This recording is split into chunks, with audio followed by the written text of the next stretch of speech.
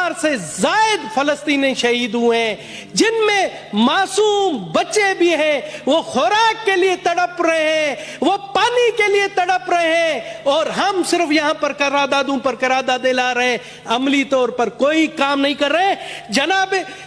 Chairman, آج مشتاق صاحب، میں بیٹھا ہوا تھا، میں بھی قرآن شریف کا مطالعہ کرتا ہوں کبھی کبھار، آج مجھے ایک آیت میرے سامنے آئی، اچانک آئی، میں آپ کی اجازت سے چاہتا ہوں کہ وہ میں سنا دوں اردو ترجمے۔ جناب اعلیٰ سورہ نمبر 4 آیت نمبر 75، وہاں کہتا ہے،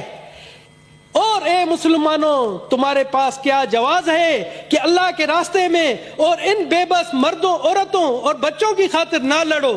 جو یہ دعا کر رہے ہیں کہ اے ہمارے پروردگار ہمیں اس بستی سے نکال آئیے جس کے باشندے ظلم توڑ رہے ہیں، اور ہمارے لیے اپنی طرف سے کوئی حامی پیدا کر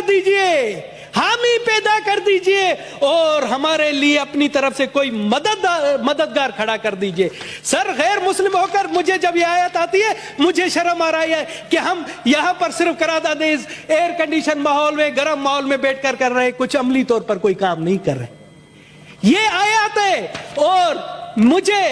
مجھے کسی عالم نے کہا کہ اسلام میں ہے کہ اگر کہیں ظلم ہو رہا ہے تو اس ظلم کے خلاف آپ لڑو، آپ لڑ نہیں سکتے ہو تو اس کے خلاف بولو، آپ بولے نہیں سکتے ہو تو اس کے خلاف دل میں مذمت کرو۔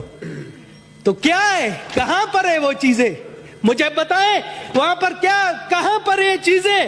سر، وہاں پر مسلمان نہیں مر رہے، وہاں پر مسلمان شہید نہیں ہو رہا ہے، یہ انسانیت کا قتل ہو رہا ہے، انسانیت شرما رہی ہے۔ ہم سے تو آپ کہتے ہیں آپ لوگ کافر ہیں، ہم سے تو وہ کافر ملکوں کے لوگ اچھے ہیں جہاں پر ڈیلی فلسطین کی حمایت میں مظاہرے ہو رہے ہیں، ڈیلی ان کے حق میں مظاہرے ہو رہے ہیں۔ جناب اعلیٰ، میں آپ کو سر